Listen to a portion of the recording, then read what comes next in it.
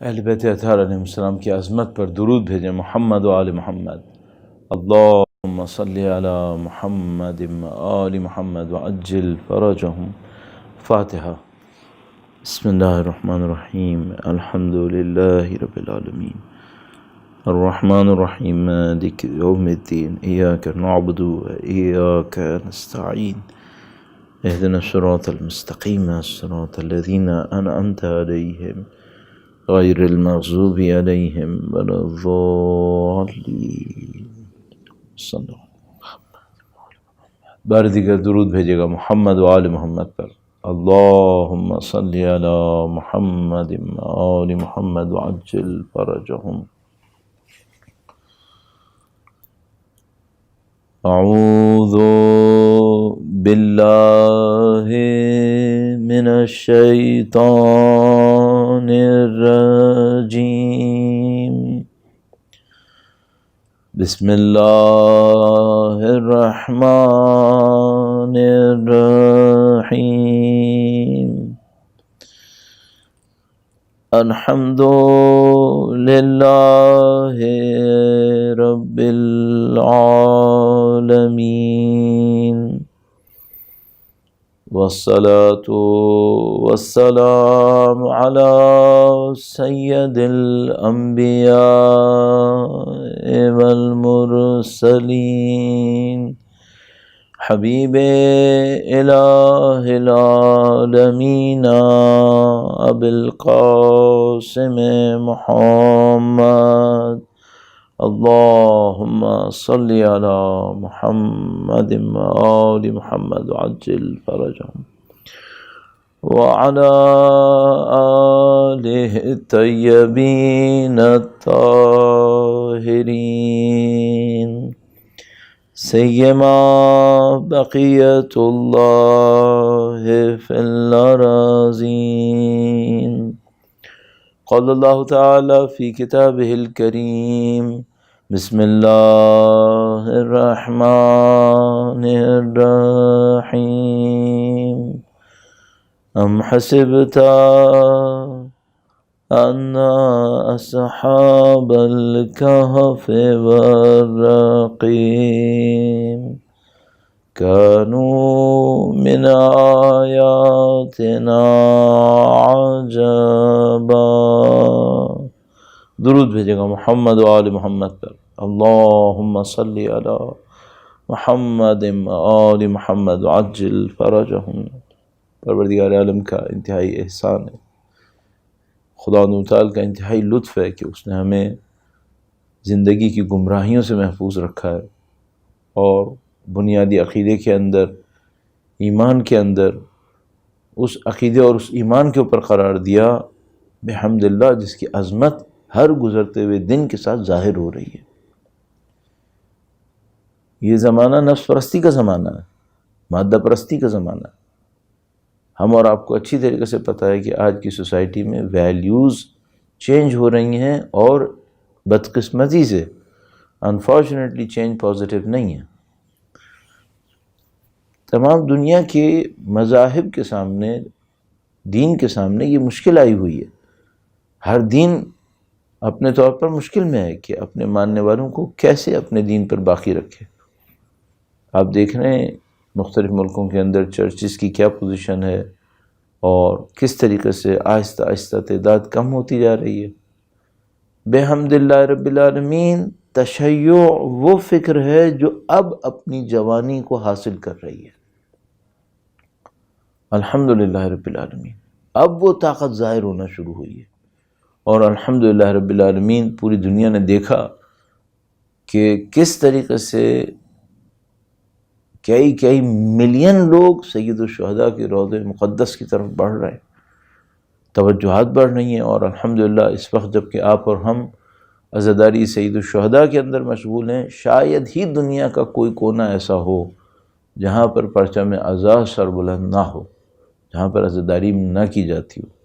خدا تعالی کا شکر ہے ہم اہل بیت اطہار کے چاہنے والوں کے گویا گولڈن ایج کے اندر انٹر ہو رہے ہیں. میں اس کو کئی دفعہ تفصیل سے عرض کر چکا ہوں کہ کیوں میں یہ کہتا ہوں کہ یہ گولڈن ایرا ہے. انشاءاللہ خدا متعال اس کو سنہری ترین دن میں تبدیل فرمائے جب امام تشریف لائیں دوبارہ انشاءاللہ تعالی۔ امام کی تشریف آوری کے لیے، ان کے حضور ادائے احترام کے لیے اور جد امجد کی شہادت کی تسلیت پیش کرنے کے لیے درود بھیجیں محمد و آل محمد پر۔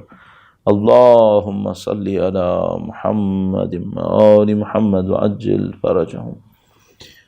عزیزان محترم، خدا متعال نے انسان کو جو فیصلے کی صلاحیت دی ہے، گویا یہ سب سے اہم صلاحیت ہے۔ خدا متعال قرآن کریم میں ارشاد فرماتا ہے کہ ہم نے اپنی امانت پہاڑوں کو دینا چاہی تو انہوں نے انکار کر دیا۔ وَحَمَلَهَا الْإِنسان، انسان نے اس امانت کے بار کو اٹھا لیا۔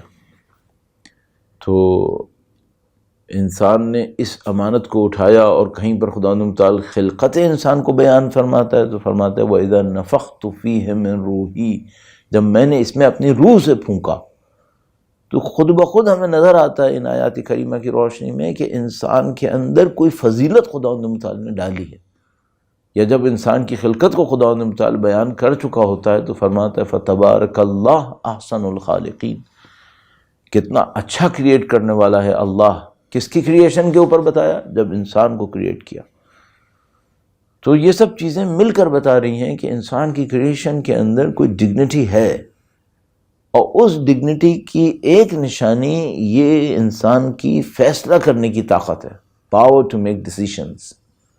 یہ جو فیصلہ کرنے کی طاقت ہے، سمجھ لیں یہ انسان کے اندر ٹرننگ پوائنٹ ہے۔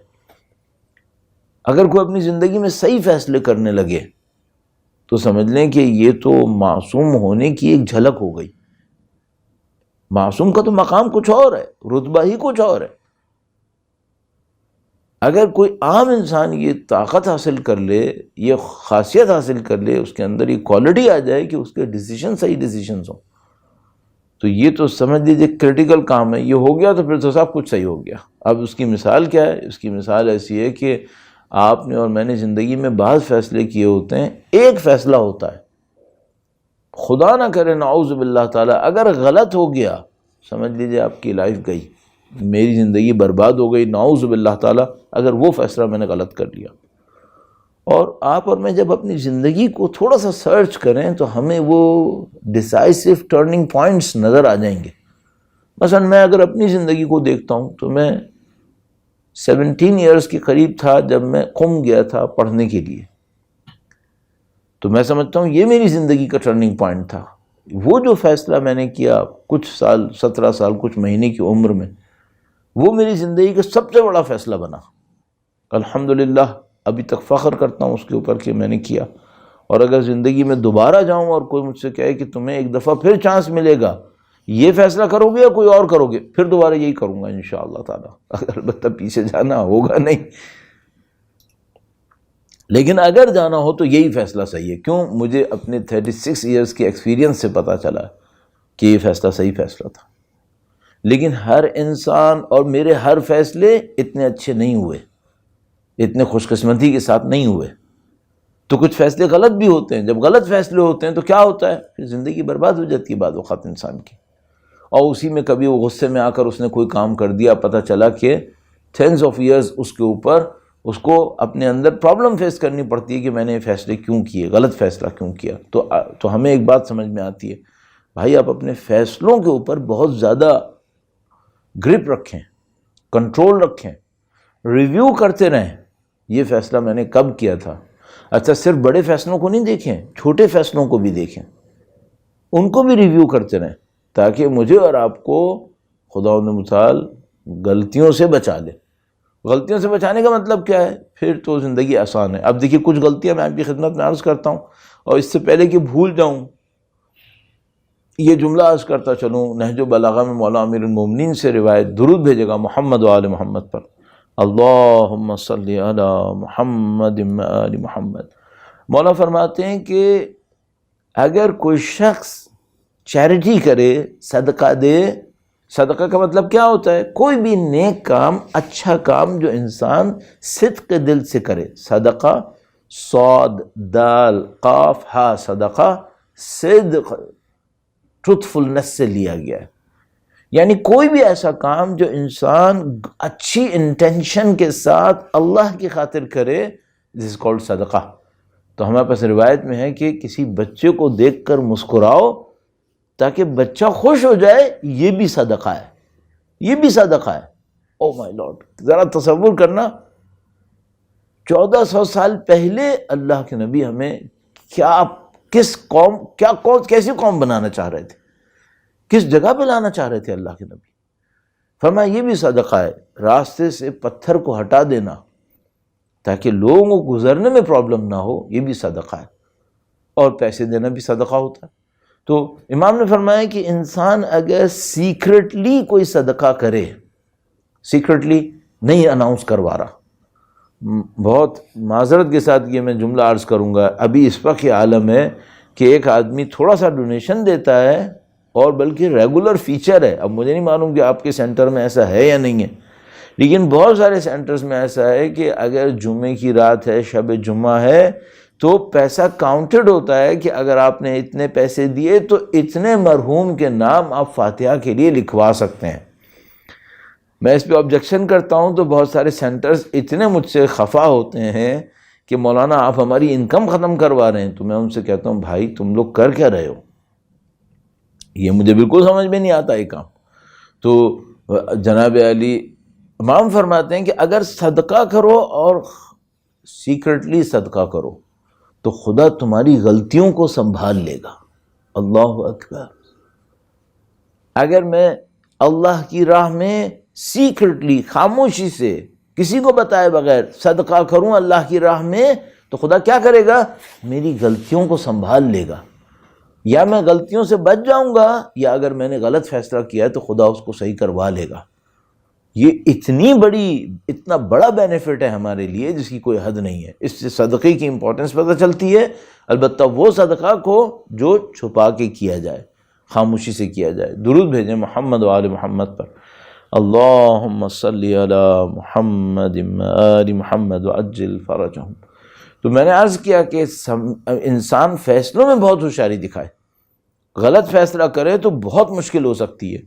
تو مثال کے طور پر بہت پہلے ایک کیس آیا میرے پاس جس میں کسی نے بتایا کہ بھائی میری وائف جو ہے وہ ان سے میری نہیں بن پاتی ہے، اور اس میں یہ خرابی، اس میں یہ خرابی، اس میں یہ خرابی ہے. اس نے کئی چیزیں گنوائیں اور میں نے تھوڑا بہت معلوم کروایا تو صحیح بھی کہہ رہا تھا، پرابلم تھیں. تو اس وقت شادی کو شاید 1 سال ہوا تھا، 1 سال. تو میں نے اس سے کہا کہ بندے خدا، تمہیں اتنی ڈھیر ساری خرابیاں اپنی وائف کے اندر 1 سال میں نظر آ گئیں، یہ تمہیں شادی سے پہلے نظر نہیں آیا تھا؟ اس نے کہا کہ نظر آیا تھا. اتفاق یہ کہ اس کے والد بیٹھے ہوئے تھے، انہوں نے کہا میں کچھ نہیں بولوں گا، تم بتاؤ. تو اس نے کہا کہ نظر آیا تھا اور ڈیڈی نے پوائنٹ آؤٹ بھی کیا تھا کہ یہ خرابیاں ہیں اس میں. تو میں نے کہا پھر تم نے کیوں کی؟ کہنے لگا اس کی بیوٹی کو دیکھ کر. غلط فیصلہ کیا، اس اسٹینڈرڈ کو پرائورٹی دے دی جس کو اسلام نے پرائورٹی نہیں دی تھی. اور یہ میں آپ کو ایک جنرلائزڈ رول کے طور پہ کہہ سکتا ہوں، جب کبھی بھی آپ اپنی زندگی میں، میں اپنی زندگی میں ایسی چیز کو پرائورٹی دوں جس کو اسلام نے پرائورٹی نہیں دی، تو پھر یہ سمجھ لیں ہم نے مصیبت کو اپنے گھر بلا لیا ہے. مشکل آپ کے اوپر اور میرے اوپر آئے گی. اور ایک اور خطرناک مسئلہ ہے، اگر ہم نے پرائورٹی دی اس کو جس کو اسلام نے پرائورٹی نہیں دی تھی، تو جس چیز کی خاطر ہم نے پرائورٹی دی تھی وہ ہمیں نہیں ملنے والی، وہ اب گئی. میں مثال کو عرض کرتا ہوں، درود بھیجے گا محمد و آل محمد پر. اللہم صلی علی محمد آل محمد وعجل فرجہم. مثلا فرض فرمائیے، فرض کیجئے مجھے ایک گھر مل رہا ہے، ایک ایسی لوکیلٹی کے اندر جہاں میرا دین محفوظ رہے گا، میرے بچے، میرا دین اچھا رہے گا. ٹھیک ہے، ظاہر کوئی گارنٹی نہیں ہے، لیکن میں کہہ رہا ہوں میری اسیسمنٹ یہ ہے کہ اس لوکیلٹی کے اندر میرے بچے دیندار رہیں گے. اللہ کرے کسی کو ایسی لوکیلٹی مل جائے. اور دوسری جگہ مجھے گھر مل رہا ہے جہاں مجھے، گھر تو اچھا ہے اس سے بہتر ہے، لیکن مجھے یہ پتہ ہے کہ یہاں دین کا معاملہ بہت خراب ہے۔ البتہ اس طرح سے جو میں کہہ رہا ہوں، ایگزامپل دے رہا ہوں، پریکٹیکل لائف میں ایسا ہوگا یا نہیں ہوگا مجھے نہیں معلوم، واقعاً ایسا ہو سکتا ہے یا نہیں ہو سکتا، لیکن میری ایگزامپل ہے صرف کہ دوسری جگہ کے اوپر گھر تو مل رہا ہے لیکن وہاں پہ دین کا مسئلہ خراب ہے۔ اچھا میں نے کیا کیا، میں نے پرائورٹی دی گھر کو، گھر اچھا ہے، اس میں یہ فیسلٹی، اس میں وہ فیسلٹی، کوئی بات نہیں، دین نہیں بھی ہوا کوئی بات نہیں۔ اب جو میں نے یہ کیا تو اس کا نتیجہ کیا ہوگا؟ اس کا نتیجہ نعوذ باللہ تعالیٰ یہ ہوگا کہ اس گھر میں رہنا بھی مجھے نہیں ملے گا، میں اس گھر میں بھی سکون سے نہیں رہوں گا۔ تو یہ زندگی کا ایک عجیب قانون ہے۔ البتہ یہ بھی عرض کرتا چلوں، یہ جو میں نے کہا کہ اس گھر میں نہیں رہے گا، یہ کس کے بارے میں کہہ رہا ہوں؟ اس کے بارے میں کہہ رہا ہوں جس کا دین تھوڑا رہ گیا ہو۔ اگر بالکل ہی ختم ہو جائے پھر خدا کوئی سزا نہیں دیتا۔ یہ خدا نے قرآن کریم میں قانون کے طور پر سورہ انعام میں بتایا کہ اگر کسی شخص کو میں ریمائنڈر بھیجوں اور وہ ریمائنڈر کو ریسیو نہ کرے اور اگنور کرے فتحنا علیہم ابواب کل شیء، ہم اس کے اوپر ساری چیزوں کے دروازے کھول دیتے ہیں، تو وہ سمجھتا ہے کہ ہر طرف سے میرے اوپر نعمتیں برس رہی ہیں۔ نعمتیں نہیں ہوتی، یہ خدا کا عذاب ہوتا ہے، خدا اس کو غافل کر دیتا ہے۔ نسوا اللہ فانساہم انفسہم، یہ وہ لوگ تھے جنہوں نے اللہ کو بھلایا تھا، تو خدا نے ایسا کیا کہ یہ لوگ بھی سب کچھ بھلا بیٹھتے ہیں، اپنی انسانیت بھی بھلا دیتے ہیں۔ تو عزیزان محترم، فیصلوں کا معاملہ بہت خطرناک ہے۔ تو فیصلے میں سب سے امپورٹنٹ کیا ہے؟ فیصلے ان پرنسپلز کے تحت ہونے چاہیے، ان اصولوں کے تحت ہونے چاہیے جو اسلام نے دیے ہیں، جو اسلام نے ہمارے لیے بیان کیے۔ نہیں معلوم تو آپ کسی سے پوچھیں، کسی اسکالر سے پوچھیں کہ بھائی یہ دو میرے پاس آپشنز ہیں، اس میں یہ پلس مائنس ہے، اس میں یہ پلس مائنس ہے، کس کو اسلام پرائورٹی دیتا ہے تو میں اس کو سلیکٹ کروں۔ اب ایک مثال میں آپ کی خدمت میں اور عرض کرتا ہوں جو ایک اور ڈائمنشن سے اس مسئلے کو دیکھتی ہے، اور اس کے ذریعے میں اپنے ٹاپک سے کنیکٹ کروں گا، آزمائش اور آسائش سیرت اہل بیت اطہار علیہ السلام کی روشنی میں۔ درود بھیجے محمد و آل محمد پر۔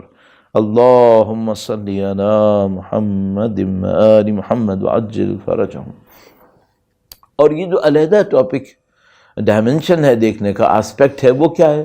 وہ یہ ہے کہ بھائی آپ اور میں نقصان، لاس، بینیفٹ، پروفٹ کہتے کسے ہیں؟ کس چیز کو کہتے ہیں؟ کیوں؟ بعض اوقات ہم کوئی غلط فیصلہ کرتے ہیں، بہت فائدہ ہوتا ہے، چل رہی ہوتی ہے زندگی، اچھا ہم خوش ہیں کہ بھئی ہمارا تو سب کچھ صحیح چل رہا ہے۔ وہ کہیں ایک بندہ تھا، اس نے کوئی چیز جو ہے وہ میجر کی، یا مثلا اس کا ویٹ کیا اور ویٹ میں غلطی کی ڈیلیبریٹلی، تو مثال کے طور پر اس کو 100 kg ویٹ کرنا چاہیے تھا، تو جو اس نے دیا وہ فار ایگزامپل 95 kg تھا، تو 5 kgs اس نے کم کر دیا ڈیلیبریٹلی۔ جس نے ریسیو کیا اس نے جا کے ری چیک کیا 5 kgs کا ڈفرینس تھا، وہ آیا اس کے پاس اور اس سے کہا کہ بھائی تم نے غلط کام کیا، تم نے 5 kg کا مجھے کم دیا۔ تو اس کے پاس اور کوئی راستہ نہیں تھا، ہی ایکسیپٹڈ کہ ہاں میں نے غلط کیا۔ تو اس نے کہا کہ تم نے کیوں یہ غلط کام کیا؟ کہنے لگا چونکہ اس میں فائدہ بہت ہوتا ہے، فائدہ بہت ہوتا ہے، پیسے کا فائدہ ہوتا ہے، اس لیے میں نے کیا۔ اب اس کو کوئی یہ بتائے کہ جس کو تم فائدہ کہہ رہے ہو یہ اصل میں کیا ہوتا ہے؟ اصل تک یہ نہیں جائے گا۔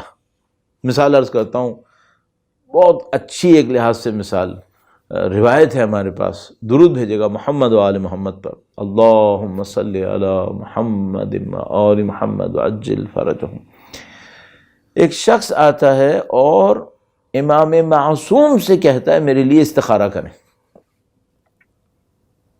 استخارہ کرواتے ہیں لوگ، بلکہ ہم جو لوگوں کے درمیان طالب علم مشہور ہیں، مثلا مولانا، تو ہمیں بعض لوگوں کے استخاروں کا دروازہ بند کرنا پڑتا ہے، اتنے استخارے دکھواتے ہیں جیسے زندگی میں کوئی فیصلہ کرنا ہی نہیں ہے اور سارے فیصلے استخاروں سے ہونے۔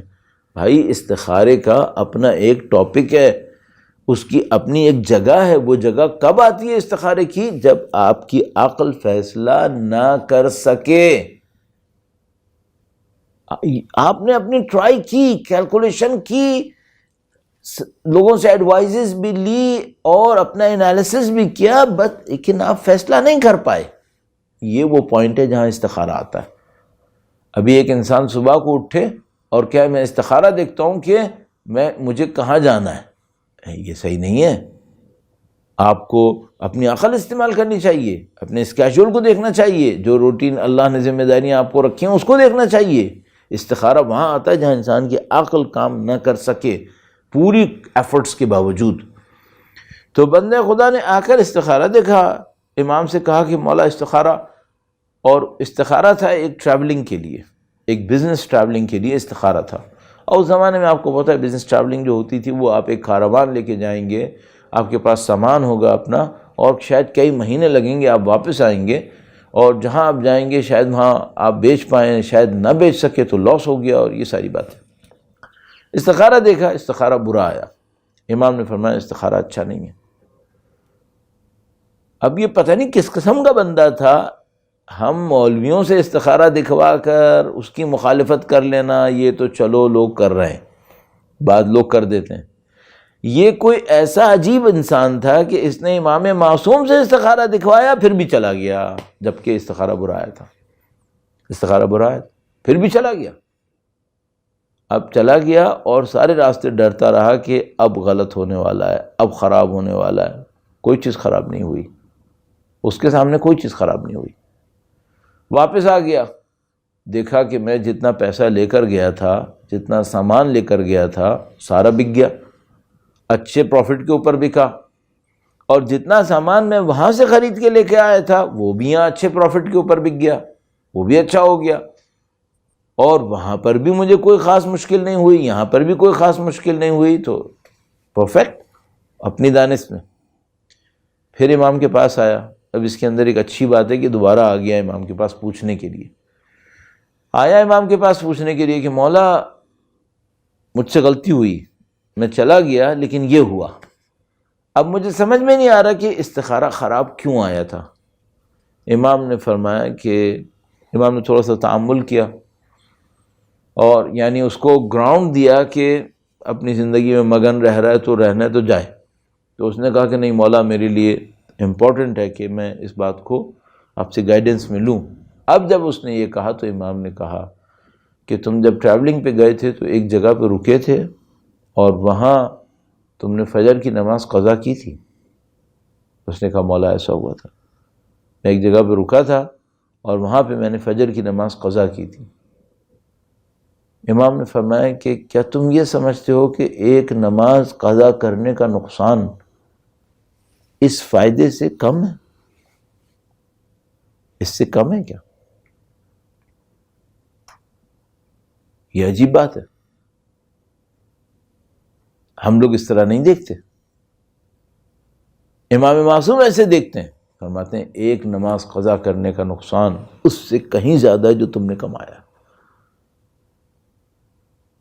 درود بھیجے گا محمد و آل محمد پر، اللہم صلی علی محمد و آل محمد وعجل فرجہم۔ نماز قضا کرنے کا نقصان اتنا ہے، اور میں بس یہی امید کر سکتا ہوں کہ یہاں پہ جتنے لوگ بیٹھے ہوں وہ انٹینشنلی فجر قضا نہ کرتے ہوں، انٹینشنلی کم از کم قضا نہ کرتے ہوں، یعنی پلان ان کا یہ ہوتا ہو کہ ہم نے پڑھنی ہے، نہیں پڑھ پائے چلو کوئی وجہ ہو گئی، البتہ یہ بھی کوئی سزا ہوتی ہے، تھوڑی بہت سزا اس میں بھی ہوتی ہے۔ یہ کہ انسان یوں ہی نہ پڑھ سکے یہ ذرا کم ہوتا ہے، پیچھے کوئی نہ کچھ اور مسئلہ چل رہا ہوتا ہے جس کی وجہ سے خدا نے سزا دینی ہوتی ہے۔ تو عزیزان محترم اپنے موضوع پر واپس آتا ہوں۔ بعض آزمائشیں انسان کی زندگی میں ایسے غلط فیصلوں سے آتی ہیں، غلط فیصلوں سے آتی ہیں۔ غلط فیصلے کیوں غلط ہوئے؟ اس لیے غلط ہوئے کہ ہم نے اسلام پہ کمپرومائز کیا، ویلیوز پہ کمپرومائز کیا، یا ویلیوز کو جان سکتے تھے، پوچھ سکتے تھے، نہیں پوچھا۔ بھائی اگر مجھے کوئی بیماری لگتی ہے نعوذ باللہ تعالی، اور مجھے اس بیماری کا ڈاکٹر پتہ نہ ہو کہ اس بیماری کا ڈاکٹر کہاں ہوتا ہے، تو کیا میں علاج نہیں کراتا؟ پھر نہیں، میں کرواتا ہوں، میں جا کے ڈھونڈتا ہوں ڈاکٹر ہے کون، اس ڈاکٹر سے پوچھوں گا، اس ڈاکٹر سے پوچھوں گا کہ بھائی اس بیماری کا علاج کون سا ڈاکٹر کرتا ہے۔ صحیح ہے، دین کے اندر بھی یہی کرنا ہوگا۔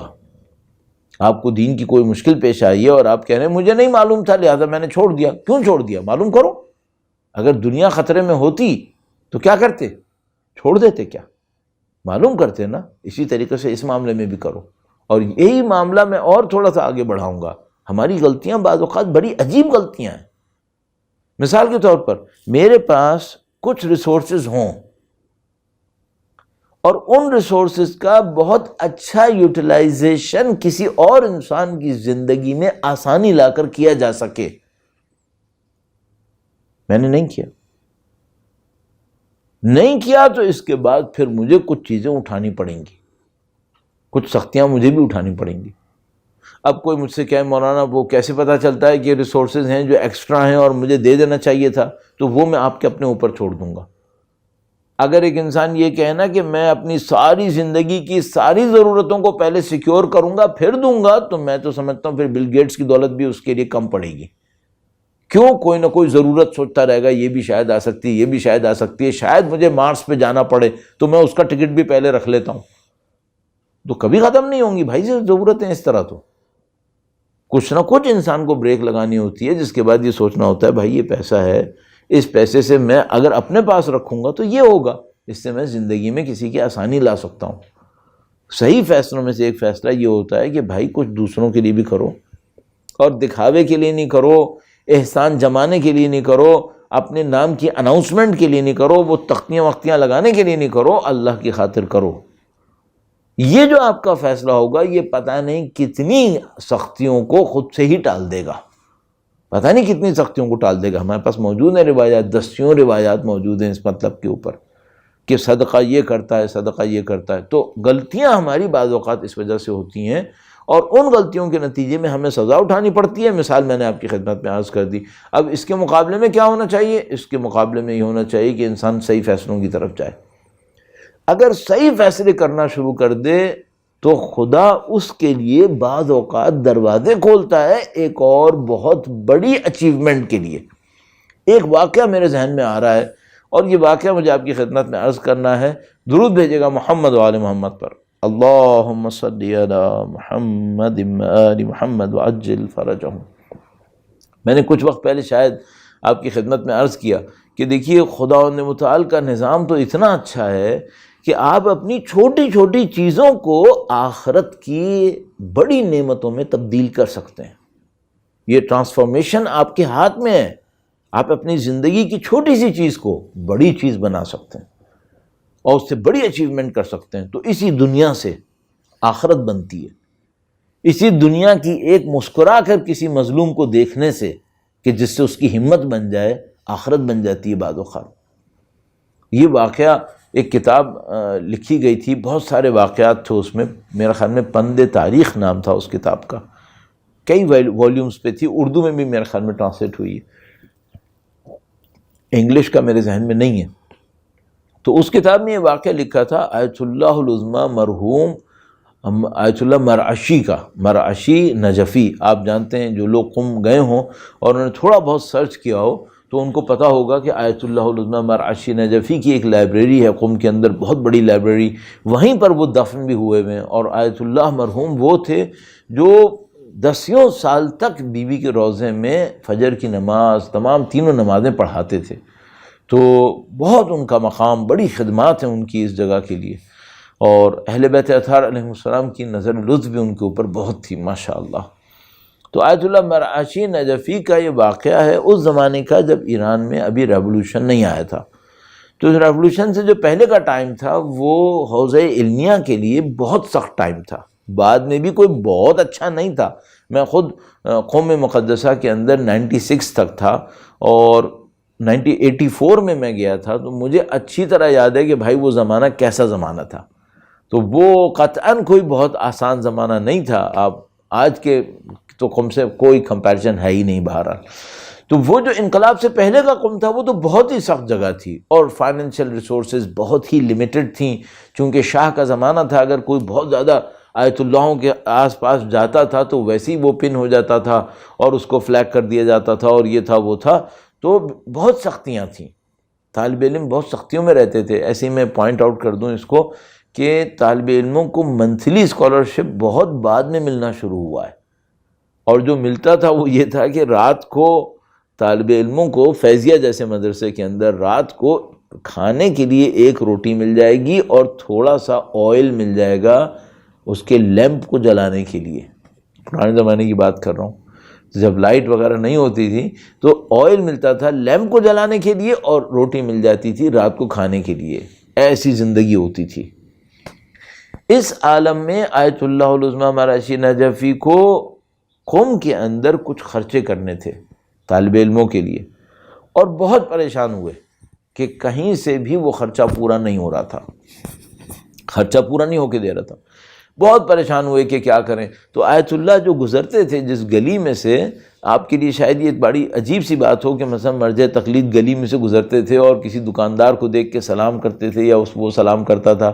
یہ میں نے اپنی آنکھوں سے دیکھا ہے. میں خود جب قم میں رہتا تھا اور صبح کو درس میں جاتا تھا تو راستے میں ایک مرجع تقلید ملتے تھے، اور ہر روز میں کوشش کرتا تھا کہ میں سلام کروں اور وہ کوشش کرتے تھے وہ سلام کریں. آیت اللہ جعفر سبحانی تھے، اور اتنے یہ لوگ بالکل ہمبل رہتے تھے. اور عجیب، یعنی ایسا بھی ہوتا تھا کہ میں کہیں پر ایک دفعہ ایک بیکری میں روٹی لینے گیا تو وہ لائن میں کھڑے ہوئے تھے، اور میں نے ان سے کہا کہ سر آپ پلیز یہ روٹی کی لائن میں تو آپ کھڑے نہ ہوں. کہیں نہیں، میں اپنی باری پہ کھڑا رہوں گا، تم اپنی باری پہ کھڑے رہو. اتنا یہ لوگ اپنے آپ کو سنبھال کے رکھتے تھے. تو بہرحال آیت اللہ العظمیٰ مرعشی نجفی جگہ سے گزرتے تھے، سامنے ایک قصاب کی دکان تھی، قصائی جو گوشت بیچتے ہیں. تو وہ دکان تھی، وہ ایسی ہمبلی سلام کرتا تھا آیت اللہ مرعشی نجفی کو، اور آغا بھی اس کو سلام کا جواب دیتے تھے. تو جب ایک دن بہت مشکل میں پڑے تو ان کو کچھ سمجھ میں نہیں آیا میں کیا کروں اس مشکل کو حل کرنے کے لیے. تو اس قصائی کے پاس انہوں نے ایک بندہ بھیجا، اور وہ بچر جس کو کہتے ہیں آپ لوگ، تو وہ بھیجا اس کے پاس. اس زمانے میں چھوٹی چھوٹی دکانوں میں ہی سب کچھ ہوتا تھا. تو وہ اس کے پاس بھیجا اور اس سے کہا کہ آیت اللہ کہہ رہے ہیں. اب آیت اللہ سید ہیں، تو انہوں نے کہا کہ آیت اللہ کہہ رہے ہیں کہ میرے جد امجد کی خاطر میری کوئی مدد کر دو، میں مشکل میں ہوں. اگر کوئی چھوٹا آدمی ہوتا نا تو وہ شاید اس موقع کو نہ سمجھ پاتا. کوئی بیوقوف انسان ہوتا تو موقع کو نہ سمجھ پاتا. یہ آدمی لگتا ہے کہ تھا تو بچر، قصائی تھا، گوشت بیچتا تھا، لیکن آدمی عقل مند تھا.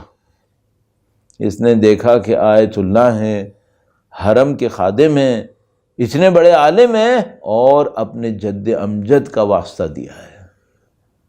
اس نے کہا ٹھیک ہے. تو یہ جو قصائی ہوتے ہیں یہ اس زمانے میں دکان میں ہی اپنے جانور ذبح کرتے تھے. جانور لاتے تھے، ذبح کرتے تھے، کھال بال اتارا، گوشت تیار کیا، لٹکا لیا. آج کل تو ظاہر ہے وہ سلاٹر ہاؤسز سے آتے ہیں، وہ وہیں پہ ہونا ہوتا تھا سارا کام. تو وہ ایک ان کے پاس ایک ڈریس ہوتا تھا، وہ اس وقت پہن لیتے تھے جب وہ یہ سب کام کرتے تھے. پھر اس کو دھو کے ڈال دیتے تھے. تو وہ دھلی ہوئی لٹکی ہوئی تھی، اس کو نیچے اتارا، اس کپڑے کو پھیلا دیا. اس نے کپڑے کو پھیلایا، ایپرن ٹائپ کا، اس کو پھیلایا، اور جتنا اس کی دکان میں باکس میں کیش تھا، اس زمانے میں تو ایسے ہی ہوتا تھا، وہ اس نے اٹھایا، یوں الٹ دیا، جتنا کچھ ہے سب نکال دو. روپیہ، نوٹ اور پیسے اور سکے، کوائنز وغیرہ سب اس نے الٹا کر دیا. ٹھیک ہے. اس کے بعد کہا ایک آدمی کو بھیجا، کہا یہ میرا چیک لے جاؤ اور بینک سے پوچھو کیا ہے پیسہ ہمارے پاس بینک کے اندر، جتنا ہے لکھو اور پیسہ لے آؤ، جو ہے لے آؤ. وہ گیا اور بینک کو پورا خالی کیا اس نے، اس کے اکاؤنٹ کو، اور وہ پیسہ لا کے اس نے اس میں رکھا، کپڑے کو باندھا، نوٹ کیا، اور جو بندہ آیا تھا اس کو پکڑایا، اور اس نے کہا آیت اللہ سے کہنا ان کے جد امجد کی قسم جو میرے پاس تھا میں نے سب دے دیا. اللہ اکبر. یہ آدمی بہت عقل مند آدمی تھا. اس نے جو کچھ زندگی میں کمایا وہ تو دے دیا، لیکن جو آخرت میں کما گیا، بہت عقل مند آدمی تھا. آیت اللہ عظمیٰ کے پاس وہ لے کر آیا بندہ، اس نے سارے پیسے رکھے اور اس کا جملہ دہرایا کہ آغا اس نے یہ کہا ہے کہ آپ کے جد امجد کی قسم جو کچھ تھا میں نے دے دیا. آیت اللہ مرشی نجفی نے ہاتھ اٹھائے اور کہا خدایا مرعشی کو ایسے مخلصوں کے ساتھ محشور کر دے، مرعشی کو ایسے مخلصوں کے ساتھ محشور کر دے جو تیرے دین کے لیے ایسے قربانیاں دے دیتے ہیں۔ خود آیت اللہ کا مقام بڑا عجیب تھا، روزے رکھ رکھ کر روزے اور قضا نمازیں پڑھ پڑھ کے وہ کتابیں خریدتے تھے اس لائبریری کے لیے، اس کے واقعات بھی انہوں نے بتائے۔ تو عزیزان محترم، بعض اوقات انسان صحیح فیصلے کر لیتا ہے، جب صحیح فیصلے کرتا ہے ایسی کسی موقع کے اوپر خداوند متعال آسانیوں کے وہ دروازے کھولتا ہے اس کے لیے، انسان سمجھ نہیں سکتا۔ تو آپ اور میں اپنی زندگی میں سختی دیکھیں، بعض اوقات سختیاں کسی اور جگہ پہنچانے کے لیے آتی ہیں۔ ایسے آئی تو صحیح سختی، اس نے پیسہ دے دیا ہوگا، اس کی زندگی میں کچھ سختی آئی ہوگی، لیکن اس سختی نے اس کو کہاں پہنچا دیا ہوگا اللہ جانتا ہے۔ اور یہ بھی ممکن ہے، یہ بھی میں آپ کی خدمت میں عرض کروں، یہ بھی ممکن ہے کہ کچھ ہی دنوں میں اس کا جتنا پیسہ گیا ہو اس سے زیادہ اس کے پاس آ گیا ہو، یہ بھی ممکن ہے۔ اس کی بھی ایک مثال میرے سامنے ہے جو میں نے خود دیکھی تو نہیں، لیکن بالکل اسی زمانے میں اسی کے واقعے میں مشغول لوگ سے سنی ہے، ڈائریکٹ بالکل۔ درود بھیجے گا محمد و آل محمد پر، اللہم صلی علی محمد و آل محمد وعجل فرجہم۔ صحیح فیصلوں کے اوپر میری بات ہے، آزمائش اور آسائش میں صحیح فیصلے کرنا یہ بڑا کمال ہے۔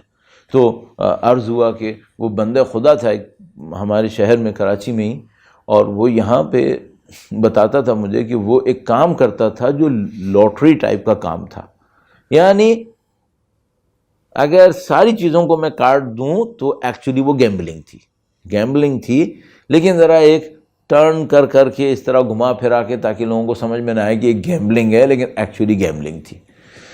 تو کہنے لگا کہ میں اس میں نمبر 2 تھا اور اس میں ایک نمبر 1 بھی تھا، اور وہ جو نمبر 2 تھا ہمارا جاننے والے دوست ماشاءاللہ ابھی حیات الحمدللہ، تو اس نے کہا کہ ایک زمانے میں میرے ذہن میں آ گیا کہ، اور وہ بھی ماں کی وجہ سے، ماں کے احترام نے سکھا دیا کہ یہ کام غلط ہے، اور ماں نے اصرار کیا کہ اس کو چھوڑنا پڑے گا۔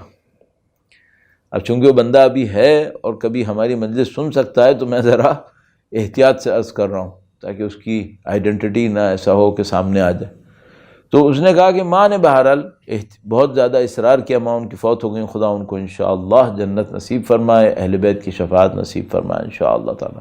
مومنہ اپنے بچے کو سنبھال لیا، غلط کام میں جاتا تھا، لڑ لڑ کے کہا کہ نہیں تم کو یہ چھوڑنا پڑے گا۔ اس نے کہا بھائی میرے پاس اتنا پیسہ ہے جو مارکیٹ کے اندر لگا ہوا ہے، اگر میں یہ سب چھوڑ دوں گا نا تو یہ سارا پیسہ گیا، پھر مجھے زیرو سے شروع کرنا پڑے گا، میرا جو اتنا بڑا بزنس ہے ممکن ہے مجھے چھوٹی سی کوئی جاب کرنی پڑے، پھر آپ کو میں کیا کھلانے کو دوں گا۔ انہوں نے کہا ہمیں کچھ نہیں چاہیے، ہم لوگوں کے ہاں، ہمارے یہاں اردو زبان میں جب کسی کو کہتے ہیں نا کہ ہم بہت ہلکا سا بھی کھانا کھا لیں گے تو ہم کہتے ہیں ہم روٹی چٹنی کھا لیں گے، روٹی دال کھا لیں گے لیکن زندگی گزاریں گے، روٹی چٹنی پکل ٹائپ کی چیز بنا کے ہم کھا لیں گے، ہمیں کوئی بہت زیادہ اچھا کھانا نہیں چاہیے۔ تو اس نے کہا ہم روٹی چٹنی کھا لیں گے، تم اس کی پرواہ نہیں کرو، تم حلال کماؤ۔ اس نے چھوڑ دیا اور اس کے بعد کہنے لگا کہ میں نے حلال کمانے کے لیے جاب شروع کی۔ کچھ عرصے کے بعد پھر دوبارہ میرے ذہن میں آیا کہ اگر میں یہ کام کروں تو میں بزنس کر سکتا ہوں۔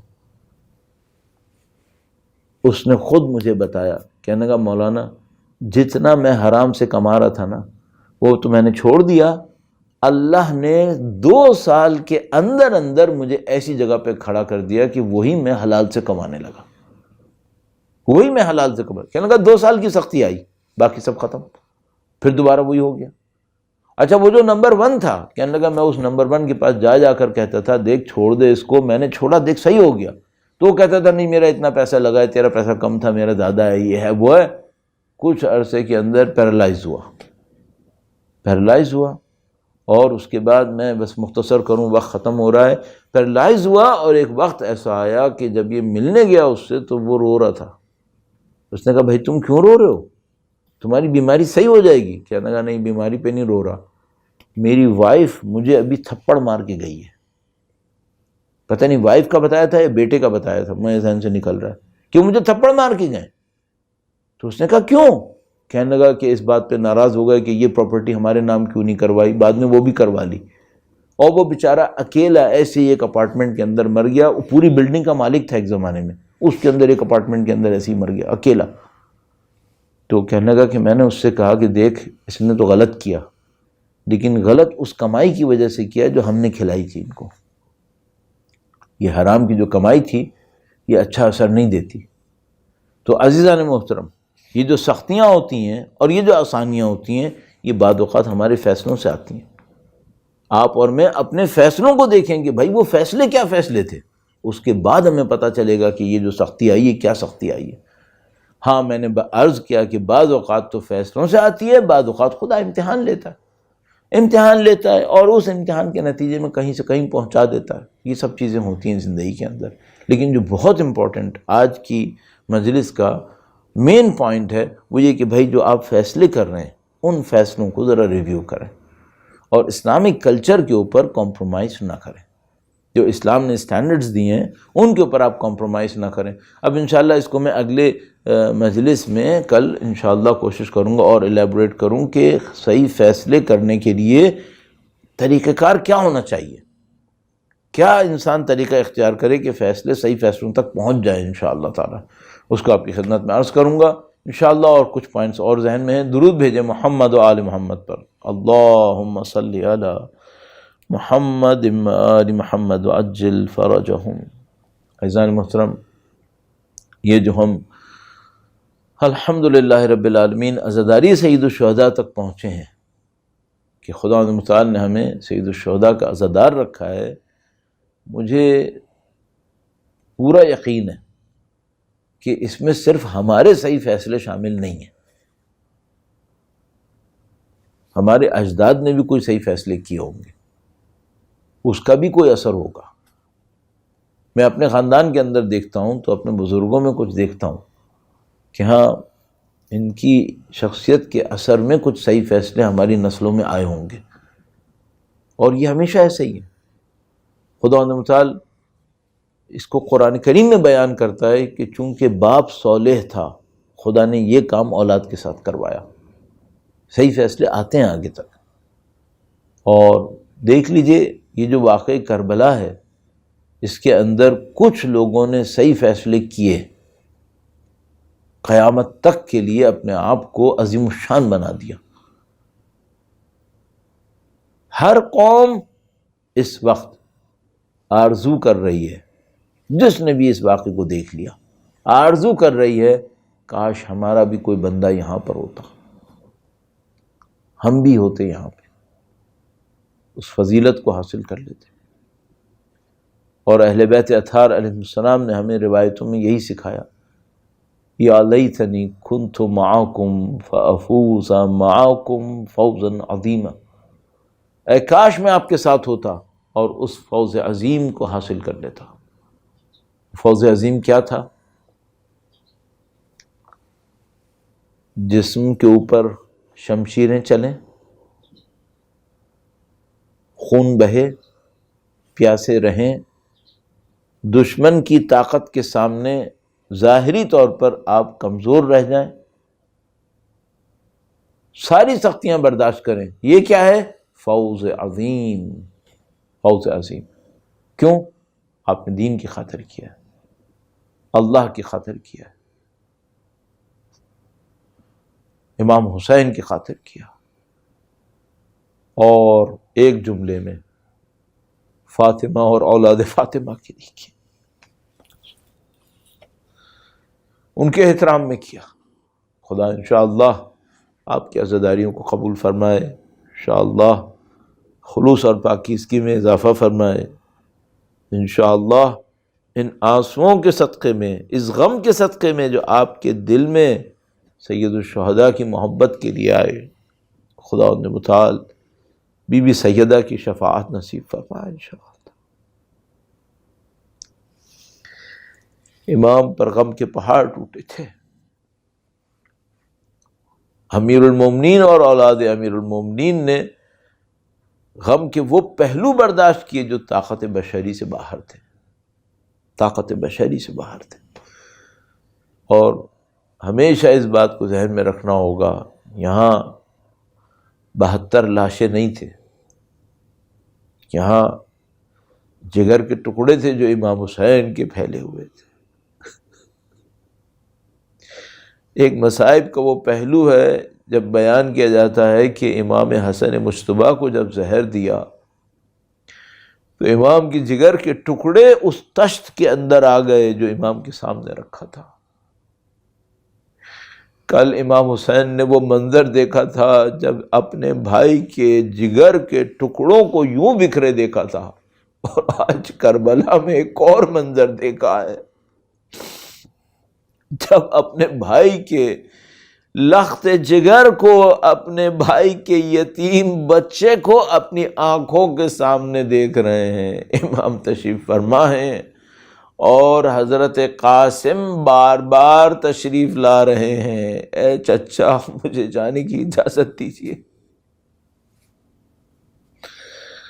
مولا کس انداز میں جانے کی اجازت دیں؟ قاسم شجاعت میں بنی ہاشم کے ہیں، بنی ہاشم کی ایک خاص شجاعت ہے، امیر المومنین کے خاندان کی ایک خاص شجاعت ہے، وہ شجاعت حضرت قاسم علیہ السلام کے درمیان۔ شب عاشور جب سب لوگ جمع تھے، چراغ بجھا دیا گیا اور چراغ دوبارہ جلایا گیا تو کوئی نہیں گیا۔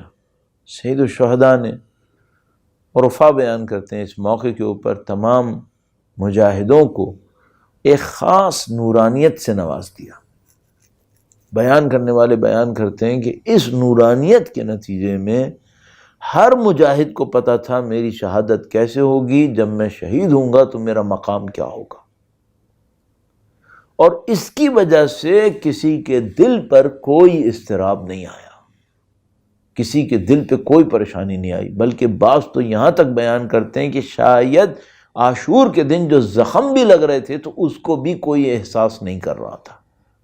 ہم نہیں جانتے واقعاً حقائق کیا ہے، لیکن اتنا معلوم ہے کہ جب شب عاشور سید الشہداء ایک ایک مجاہد کو بتاتے تھے تمہارا مقام یہ ہے، تمہاری عظمت یہ ہے، تمہاری مقام۔ اس موقع پر حضرت قاسم تشریف فرما تھے، دیکھا چچا سب کو بتا رہے ہیں کہ کون کہاں شہید ہوگا، کون کس طرح شہید ہوگا۔